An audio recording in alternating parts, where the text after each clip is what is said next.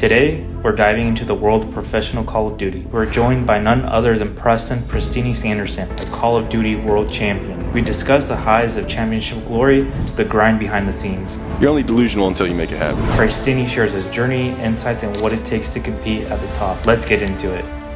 We're here live with the world champ. Thank you for taking the time today to meet with me, talk about your journey, talk about what it takes to become a professional and a world champ.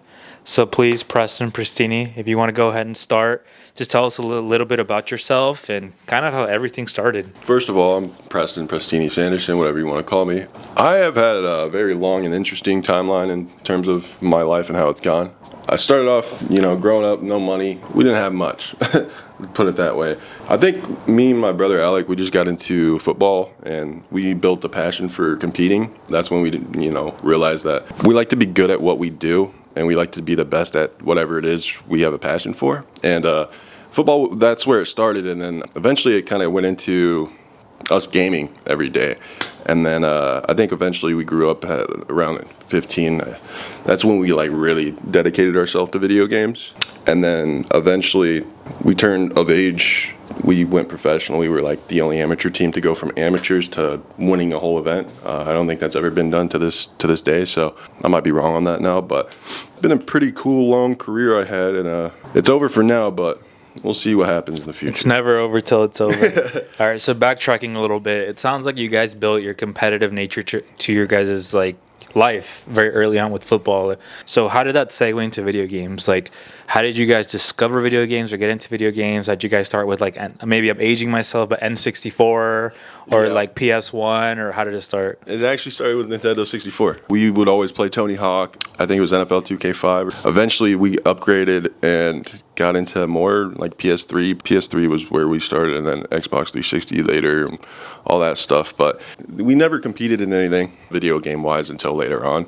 And then we got into trick shotting and stuff like that. Once we discovered that there is a competitive side to it that we can do in Call of Duty especially, that's when we just we started dedicating ourselves and trying to get good at mastering our craft in that. What Call of Duty did you guys start with? What sparked it for you guys? Because what I'm trying to unravel here is that you don't necessarily just start playing video games and become a pro, right? Yeah, and especially with Call of Duty and how many people think that they're good, and then we'd always go to school and people would be like, I could beat you in this, I could beat you in this. 1v1 me and snipers. Everyone I'd 1v1, I'd smoke their ass. MW2 is where we started just playing pubs, just casually, and then we got into trick shotting within the second year of playing or something like that, and it's trick shotting in hard headquarters. I don't remember what they were called, but we used to do that all the time with our clans. I think Black Ops 1 is when I first played game battle. My older brother Ryan, he introduced me, and then I fell in love immediately. Started playing 1v1 S&D game battles, whatever rules. People were wall banging me and shit, and I was like, what the fuck's going on? It pissed me off. I couldn't win one. I think Alec got into it the next year in Ghosts. That's when we really started competing. We were actually good immediately when we found a team. So the timeline of it, Alec didn't get into it until later after me, and then I tried for the longest, and eventually I got him into it too. But he was still on that trick shotting gimmick or phase that he was going through, so I brought him along with me eventually though. So it sounds like you guys just literally made your way up the ladder through game battles, and then I'm assuming through game battles you eventually heard about LAN and maybe went to a local LAN somewhere and maybe won. No. So actually the way it went, so with game battles we didn't care about. Me and him did 2v2 Black Ops 2 S&D. I don't remember the timeline exactly on how all this went down, but me and him did 2v2 game battles, and we were 60-0, and we lost one because kids cheated or something. I forgot, and we were pissed. We were trying to go for 100-0. That's when Nadeshot and Scump were doing that challenge, and we tried to do it too, and we could have done it, but like I said, we got hoed. After that, though, we didn't attend an event. Okay, so this is what happened actually in Ghosts. Ghosts is the first time we competed on an actual team. And then Anaheim came around, and it was in the same state as us. We lived in Northern Cal at the time, but we didn't have money. We didn't have money at all. So I was me and him were begging our mom to drive us there, and our car broke down on the way, and we couldn't get there. So we had to bail on our team, and they had to pick up too. And everybody was calling us catfishes and frauds and onliners. We bailed on purpose, we meant to and shit. No, we were just broke, dude. Nobody would team with us after that. We quit for a year. Came back when we got jobs, got setups, like whole setups. We just kind of teamed with 2 players that weren't the best because we had to, because we just had to prove that we could travel first. People were on our ass about the traveling parts. We proved we could travel, placed top 80 at Dallas in AW. After that, we've rated and got better teams going into Black Ops 3. That's when I switched to an AR. My teammate, Kyle Casmo, I don't know if anyone knows him, he was telling me I'll never make it and all this type of stuff. So he lit a fire under my ass, and then I ended up going to champs that year and I led like 4 different categories and stats, like accuracy, score per minute, kills per minute. I was like a really good player. Like, I still think I was the best player in that game other than Celium. No bullshit. Black Ops 3? Yeah, Black Ops 3. Nobody will believe that. I don't care. But I truly, genuinely believe that. I dropped 3 Cerberuses on E6 in the scrim and shit. I was disgusting at that game. But yeah, then that's when we went into IW. We made a good 2K off of that event, which was really good for me and Alec. Invested more into our setups, and then next year went into Vegas, got top 12 first event, and then our parents actually got into a car wreck on the way home. Yeah, and they couldn't work anymore, so we had to. Luckily, we placed top 12, and Silly Fargo, he offered us a spot on United for a good salary, $1,500 a month, which was fucking amazing for us. That was what we needed, especially at that time, because our parents couldn't work and stuff. So it was just good timing on all of it, and then we went to the next event and won. There's a couple of things I want to like unravel there, but first thing is, as you're someone that's coming up, and anything that you do, right, it's like I mentioned earlier, you don't just make a jump. Yeah. To, okay, you're smashing kids in pubs and now you're a professional. So how were you and Alec, or how were you personally preparing and getting better at Call of Duty or perfecting your craft in a sense? Dude, yeah, just playing a shit ton. Probably literally 12 hours a day. I wasn't even watching VOD or anything. We were just playing scrims, going straight into pubs, and then 8s, and then S&D tourneys every night against like Nick Merckx, and that's when S&D was popping. There was a lot to play. There was a lot to play back in the day. Literally all we did was play 12 hours a day. There was no special trick or nothing. It was just dedication, pure dedication. That's what got us to where, I won't say where we're at now. No, you're a world champ. Don't downplay it. I should have brought the ring, dude. Yeah. Consider that maybe you show up in a jersey. I know, I could have brought the fucking United Gold Champs jersey too. Okay, so then you said you guys were grinding really hard. But you know what I guess the question I'm trying to ask is, what do you think made the difference between you and someone else on why you were able to make it or become a pro? I do think that there's a skill gap. Yeah, there's you know when you have it and when you don't, you know. Again, though, a lot of that does come down to grinding and having the time to be able to do it. Luckily, me and Alec had our parents, and they supported us throughout all of it. They just let us play, and they worked, and they believed in us for some reason. It paid off. God bless. But it just comes down to, you know, the time, having the time and dedication, and you know when you have it and when you don't. I can't really explain like what I mean by that or how you'll like know, but you'll just know. And, you know, you got to have delusional confidence in life to make it at anything. That's what I had. That's what me and Alec had. But I understand there's a lot of kids with delusional confidence that are pure dog shit and should just hang it up. So I don't know how to differentiate the two, or like just, you know, be able to tell you who's going to make it and who's not. I mean, I'd have to see gameplay. I could tell them myself, but. Okay. And I was going to say, it sounds like it kind of comes down to talent. And I think I kind of compare it to traditional sports versus like esports, because for traditional sports, if you see someone like playing soccer, playing football, basketball, you're like, oh, they got it. Yeah, exactly. And I think in esports, I mean, I'm not an expert by any means, but it sounds like it's kind of the same thing, that you can spot it pretty quickly. Yeah, me and Alec are also very talented people physically. I know he's a large man, but he was really good at what he did on the football field as well. He was a good defensive lineman, offensive lineman. He even got the ball sometimes, like when we needed a yard or something. That big man would take it. He's really good. He's got good footwork. We're just naturally gifted. I don't want to sound like a prick or anything, but no, but if it's the truth, it's the truth, right? When you're gifted, you can be gifted at whatever you do. And me and him knew that from football. I was good at basketball, baseball, whatever I wanted. I was just naturally gifted, so I knew I could do anything I wanted in life, whether it be video games or whatever the fuck it might be. So that comes with it too. So your transition to a pro, you touched upon it, right? That you joined United, you started getting a salary every month, and it happened at the right time in your family's life, not even your life. So how's that transition for you? What's the transition of a pub stomper to someone who you could say is at top of the mountain? So what do you mean? Like, do you mean lifestyle-wise or Everything. So lifestyle-wise, habits, because obviously as a pro, you have to carry yourself a certain way, spend X. Well, you don't have to, but you should. Yeah. Spend X amount of hours every day playing, looking at VOD, and everything else. I think, lifestyle-wise, I'll touch on first because recently I've been going through a lot with family and issues and just, past 6 months I've been through everything. I've been through hell. I'm feeling a lot better mentally now. It's actually crazy. My whole mindset has changed. Money, I fucking hate money. I love money, but I hate it. Like, it changes everything and everyone around you, especially coming up from nothing. We didn't know how to act. And my family also kind of took advantage of it, and I fucking hate it. I'm kind of distancing myself now and doing shit for myself because I didn't do that before. I was just handing out money left and right. I just wish I would have handled it differently. I wish I would have handled everyone differently. I wish I would have known a lot more about what was happening. But I won't touch that. That's family business. That's not for this. The life transition, though, lifestyle-wise, nothing much changed other than just having nicer shit. Having a better setup, having nicer shoes, clothes, whatever it might be. Being able to order food. Just being dumb. We were able to be dumb and live comfortably. That's the only difference. Gaming-wise, nothing really changed neither. I mean, it's what we did. Sat on our asses and just gamed all day, every day. For a lot of other people that are not, we used to be very tunnel-visioned, I guess, on one thing. Focused. Yeah, and nothing else.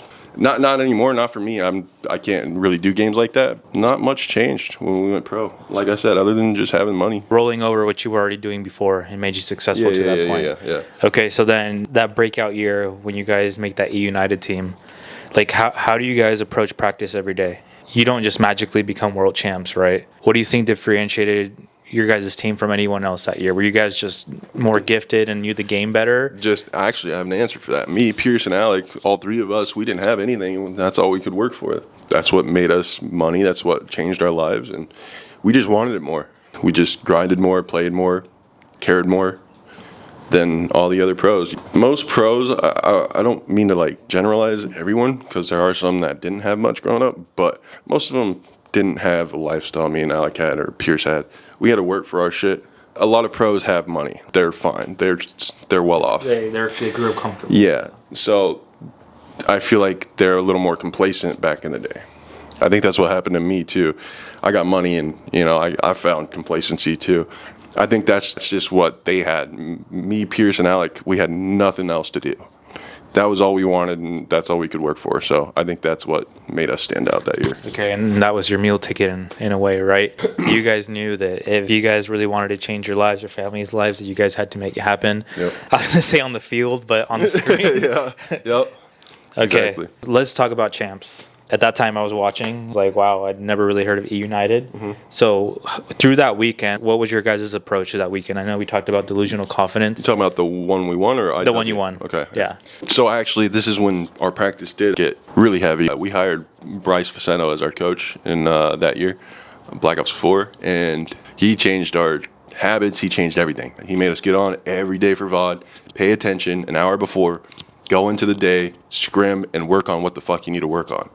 That's the only time I've had legitimate practice that it seemed like made a difference. That made it. Bryce won us that championship that year. It was legitimate coaching. That's what I think pushed us over the top, because the whole year we were getting second, struggling. We could never win or put it together. We won the last two events of the year because of him. He taught us everything we needed to know about the game, gave us strats, vetoes. That guy was smart as fuck. So I really think it was the coaching that pushed us over. What was the feeling that you guys had, when you won? You knew you were going to win, right? During the series. No, actually. Yeah. Oh, yeah. Well, yeah. I'd say yeah, but I wasn't thinking about. I was locked in. Yeah. I wasn't worried about winning. I was worried about winning, but I wasn't worried about the feeling of when it happened. I was just making sure it happened before. When the moment happened, it didn't hit me for a minute. Yeah. I was up there doing interviews, and I was so nervous and anxious, and I was just fucking mind blown. I was sitting there. I was just doing some weird shit with my hand and rubbing my Johnson. I didn't even realize I was doing that mid-interview in front of everybody. That's just how that's the best way I could put. I don't know what kind of feeling that is. You just don't realize it. You're so out of it. When something that dope happens, it doesn't hit you right away, and you're just so out of it, you're just doing weird shit with your hands on stage in front of fucking millions. So I don't know how to put that. It's not a feeling you can really describe. And once you guys are championship winners, as you as a competitor, what's your approach now that you know I'm a world champ? I can do this. I'm better than 98, 99% of people who are playing. How's your mindset? We're big on mindset on this podcast. I am too. On approaching every COD title or every game from there. My mindset was shit. A lot of shit started spiraling and going downhill for me. My mindset was kind of distracted. I wasn't focused on Call of Duty as much. My mental health was just going down the fucking gutter. So I think I was a little distracted after that, especially getting dropped after winning champs. Like, that's never a good feeling. Obviously, it went 5v5 to 4v4 again, but I think I was just like mentally just not in the right place. My mindset changed in a bad way. That's why I'm like grateful to be here right now with a new mindset, because that's when everything started going bad. And it was bad. And I'm telling you, this past week, I felt like an old me, like a happy me for the first time in fucking 5 years. What's helped you shift your mindset from being in that place, like you were saying? It sounds like everything was going downhill, a lot of bad shit happening all at once. Yeah. To now where it sounds like there's a weight lifted off your shoulders. Yeah. And you feel very free. So I was going to say, I don't know what it was that whole time, but I got into bad shit, just to be honest with you. Yeah. Mostly alcohol, but I would dabble in like Adderall here and there. I don't think that had anything to do with my mindset, because I was already fucked up over things, and those kind of like numbed what I was going through. Yeah. I don't know what I really did recently. I think I just found the confidence to speak up for myself, and I've been taking care of my body again, being healthier, doing good things for myself, and I found the confidence in myself to speak up about the bullshit I've been through. And talking about issues is huge. Letting shit just build up over time is never good. And I discovered that. Therapy helps. It really does. Talking to somebody with no bias or like has no idea, you're just talking to get shit off your chest. But they're also professionals. They are. Yeah. They will help you get through. I got into a lot of fights in this last month with my family, from my dad's side and my mom's, even with Alec. I was told I was the problem. I'm not the problem for speaking up about what people did to me. I spoke up about all the shit that I've been through, and it just helped. Letting everyone know that I know and I feel a certain way, and just getting that off my chest, that's what really kind of enabled me to be in a better mindset this last week. It's really weird. It's simple, but dude, just... No, I mean, I think even as simple as it is or sounds, I mean, I've dealt with similar shit in my mind, and even if you don't think it's affecting you, you're carrying it in your subconscious, and it's going to affect the way that you think, the way that you operate day to day. It weighs you down, and more stacks on, and then it weighs you down more, and then you don't even realize it, but you hit rock bottom eventually, and that's exactly what happened to me. I was like, I'm fucking sick of it. I'm just going to do shit myself. I'm going to speak up. I did it. And it got me out of the fucking mental funk I was in. Dude, I'm telling you, the last 6 months, a lot of drama happened. I lost my best friend, whatever. Had to move all the way across the country out of just, And then I thought I hit rock bottom there. It just kept going and going and going and going. I finally brought myself up from the bottom of the fucking ocean. He's on the ups. The world champ is on the ups. I really am. I'm feeling good about myself in life again, so... So you've been a part of some of the biggest esport orgs in Call of Duty. So could you speak to your experience, like on FaZe, for example? Like, what was that like? Because I know there might be people watching this. I want to say kids. I don't know how old, but that their life goal is to play on one of these orgs, especially on a big one like FaZe. Yeah. Okay. So FaZe is not the same FaZe. The FaZe I played for is owned by a different group of people, but they had the rights to the logo and the name, I think, or something like that. But it's FaZe, but it's not FaZe, I guess. Especially now, FaZe is way different now. It was amazing, though. Great group of people. They got everything set up for them over there. I fucked up my opportunity with them. I was going through a lot and just drinking and just being a dumbass, not doing what I promised them I would do. I even apologized on the last interview I did with NGNL. That was my fuck up. I should have done a lot more and took advantage of the opportunity they gave me. But they are amazing people. They do everything they can for you. Even when I was fucking up, they were still there for me, helping me out. Even OpTic, too. I was on Huntsman, same shit. But they're awesome, too. Shit was handled a little off for me, but I was also a little prickhead, so I don't blame him for the way. Obviously, those two are like the staples of Call of Duty. And the fact that I played for both of those orgs is that was a dream come true. I was teamed with Scump, dude. I fucking teamed with Scump, and I used to be a biggest fan of him and Nade Shot fucking every day, watching them OpTic screams and scrims and shit back in Black Ops 2. Like, it was I dreamt of that, and I finally made it happen. Like, I teamed with all the legends in Call of Duty, and it's so sick to look back on even now. Those are my friends. Like, to go from fan to friends, people that you know personally, the people you looked up to growing up, is fucking dope.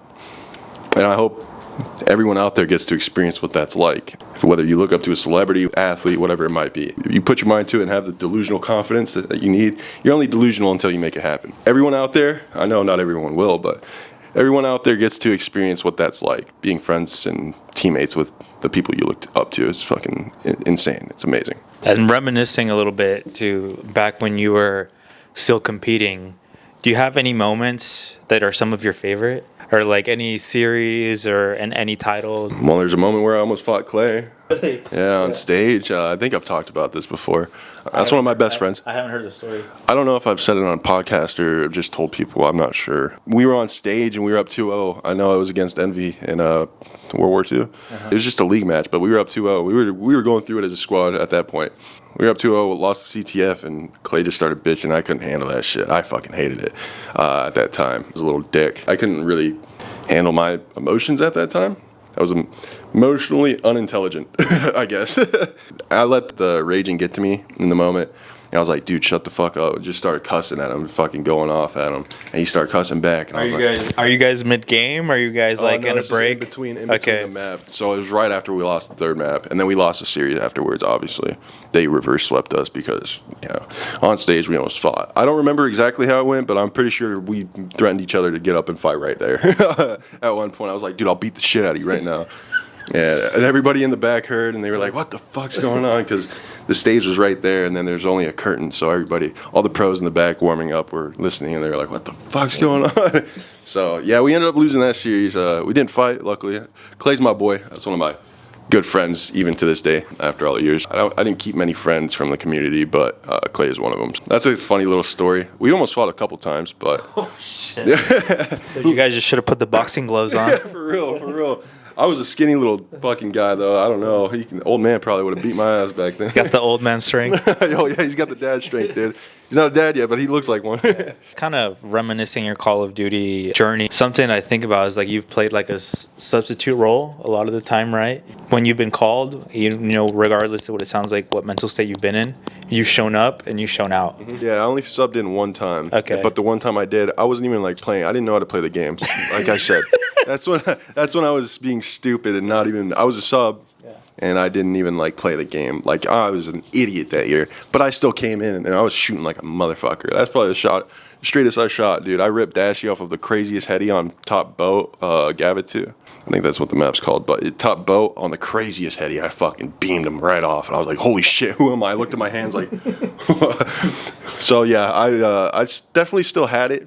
And I still have it to this day, don't get it wrong. I haven't played in like 6 months. But once I warmed up, I was still moving and grooving. That game's made for a player like me. So I would like to come back and compete still. I feel like it's really weird because when I take breaks and I come back, my hands are fresh and I shoot really straight, but I don't know the game. That's the only problem. So I could always come back at any point, though. I know the talent's still there. Do you have any interest in coming back? Or where's your like motivation today as after going through not that it's over, right? But going through your Call of Duty career, like where does your motivation or interest like lie today? Is it in Call of Duty? Is it in other things?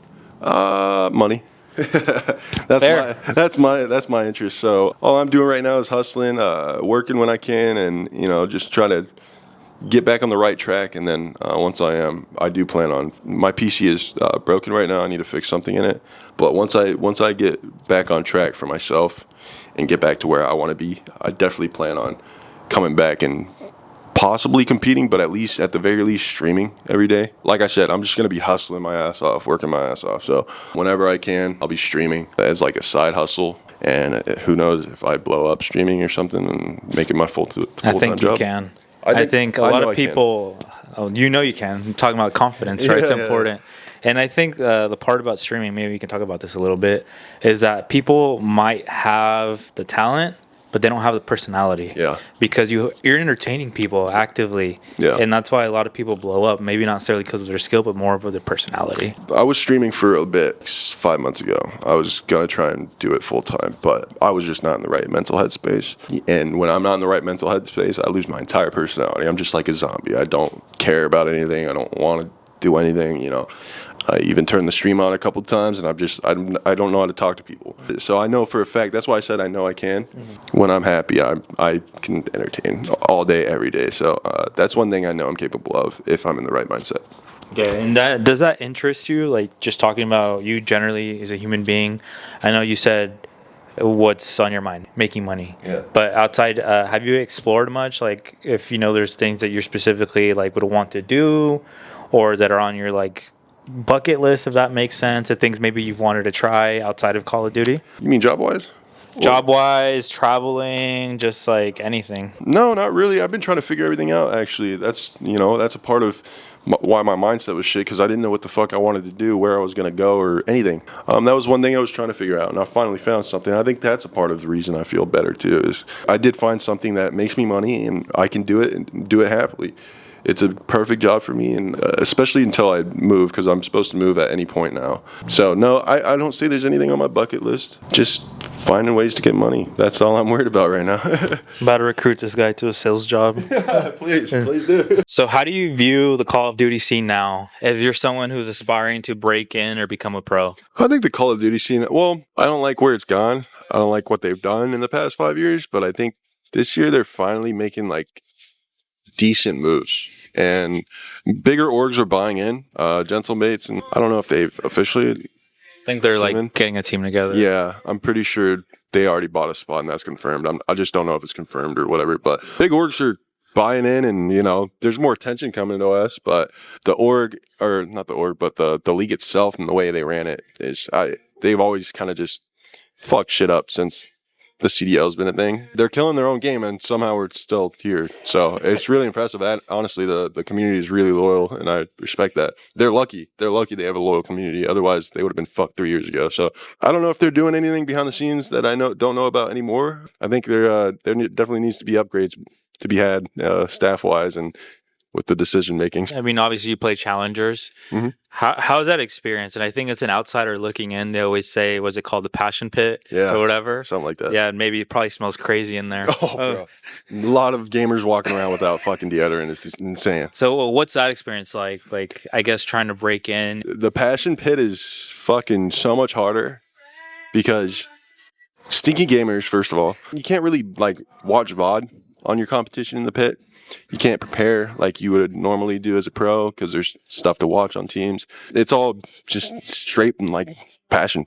A lot of Adderall, a lot of Adderall flowing around, people screaming at the top of their lungs for T40 and shit. It really is a passion pit. I've always said this. I think it's harder than the league. I truly think it's harder to win in the pit than it is in the league. Playing with other players down at that level is just. It's just different. It's like a different culture, mindset. I don't know how to explain it. It's just harder to win down there. I respect the passion, though, from everyone, for sure.